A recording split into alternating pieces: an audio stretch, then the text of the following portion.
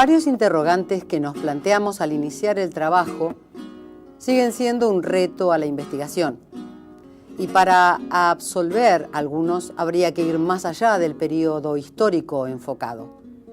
Estas conclusiones proponen ciertas respuestas teniendo en cuenta el panorama de los hechos que hemos presentado, con la deliberada intención de polemizar, sobre todo, con la versión oligárquica de nuestro país y sus insidiosas secuelas. América en Revolución.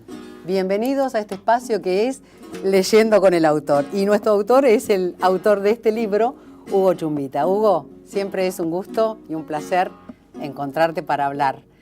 Para polemizar, está en las librerías este libro ya, ¿no? Sí, tiene que estar ya llegando a las librerías y, bueno, espero que sirva, como dicen esas conclusiones, para establecer una polémica, actualizar, en definitiva, una polémica sobre la interpretación de nuestra historia, que yo creo que no se puede analizar país por país, separando, ¿no?, las repúblicas, sobre todo cuando hablamos del Bicentenario, que es la evocación de, bueno, un gran acontecimiento continental, ¿no?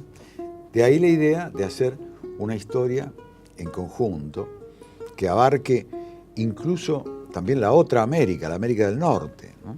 Y mostrar las relaciones y efectuar una comparación de los procesos que siguieron nuestros países en muchos sentidos divergentes a partir de los mismos objetivos de la independencia de los poderes de Europa, ¿no? Pero ¿con quién se polemiza? ¿Con nuestros pares? ¿Con los que piensan la nación? ¿Con los que piensan y escriben sobre la nación? ¿Con la gente? Bueno, mi idea es que es un libro que plantea una visión diferente a la de esa historia oligárquica, como dice ahí, que es de las élites, vos decís como... La historia de las élites, exactamente. Esa historia es centrada en los hechos políticos de los dirigentes solamente, ¿no es cierto?, ignorando la masa social, ¿no?, que ellos en definitiva representan y que es la que los sostiene. Y además, esa historia ha impuesto a nuestro país el mitrismo, digamos, historiográfico. Un astuto. De espaldas. Mitre un astuto, ¿eh? Mitre, un hábil político, ¿no?, presidente, historiador, general, ideólogo, periodista, que dejó impreso, ¿no?, deliberadamente en el sistema educativo una interpretación que es la de los vencedores de Pavón, ¿no? Es decir, una historia de esa organización nacional que hace el régimen ya de las oligarquías agroexportadoras, ¿no? Y esa visión, además, de espaldas al resto de América, ¿no?, ignorando el interior e ignorando los países hermanos a los cuales se niega la solidaridad en los procesos históricos paralelos que realizan cada uno de nuestros países, pero mirando hacia Europa, ¿no? Ese cuento de Mitre que instala en ese momento, porque aprovecha, no polemiza en todo caso, interpreta porque se impone.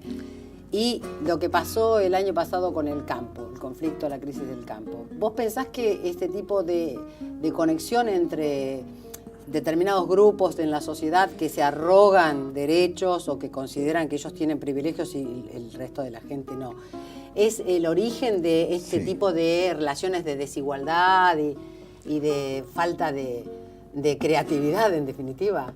Claro, en realidad en nuestro país existió durante largo tiempo, durante toda esa etapa, digamos, de la fundación del Estado liberal, una oligarquía de base agraria que acumuló muchísimo poder, que acaparó la tierra, que negó incluso la propiedad de la tierra a los inmigrantes, ya que esa gran masa migratoria solamente pudo acceder muy mezquinamente, muy parcialmente, ¿no?, a la propiedad de la tierra. Y la mayor parte fueron a trabajar como arrendatarios o como peones o a las ciudades.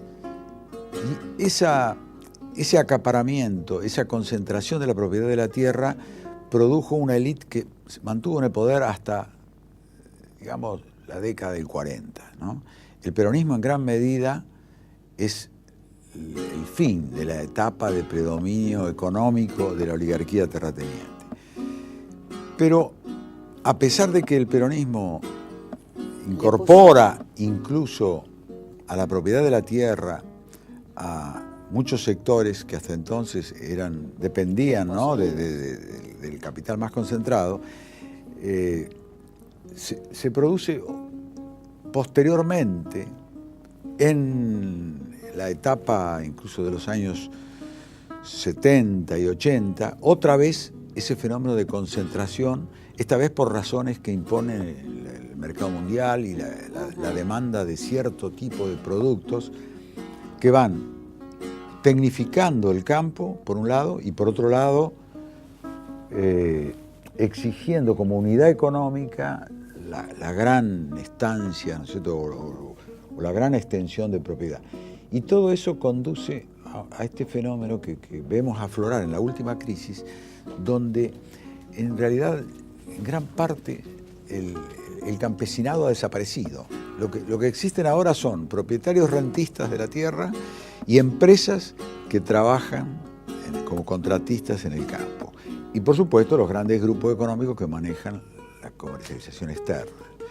Esa nueva configuración ya no es la vieja oligarquía, pero desdichadamente, a través del sistema de instrucción pública, a través de la cultura oficial, ¿no?, incluso que se mantiene en nuestro país, este sector de intereses sigue pensando como pensaba la vieja oligarquía, ¿no? Es decir, que con lo que cambió es la manera de presentación. La base social ha cambiado, pero siguen las ideas con respecto a los derechos... siguen mirándolo a través de la misma lente, ¿no?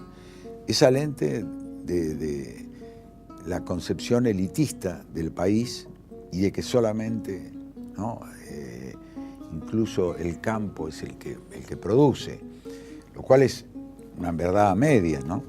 El campo es una base, ¿no? El campo produce, y porque el campo produce, un grupo tiene privilegios en detrimento del bien común. Digo, es como... No nos metamos si produce poco o mucho, pero el hecho de que produzca autoriza a que un grupo se erija como predominio o que tiene mayores prerrogativas en lo que es la actividad del ser humano con respecto a otros. Claro. El acceso a la salud, a la educación, cosas que son básicas en la vida de los hombres. El problema es que ese sector, digamos, la vieja élite terrateniente, impuso una ideología de que nuestro país solamente tiene un destino agrario, ¿no?, renunciando al proyecto industrial, renunciando a ese factor clave del desarrollo de los países que han, digamos, logrado cierto equilibrio de su estructura económica, que es el desarrollo de la industria. Y esa concepción, digamos, de la tierra como el único factor productivo, en definitiva, es la forma de negar, ¿no?, la existencia de esa otra Argentina que, si solamente dependiera del campo, no da lugar más que a 10 millones de habitantes, ¿no?, como alguna vez dijo alguno de los representantes de esa oligarquía, ¿no? América en Revolución ya está en las librerías. Su autor, Hugo Chumbita, es nuestro invitado de hoy. Ya seguimos.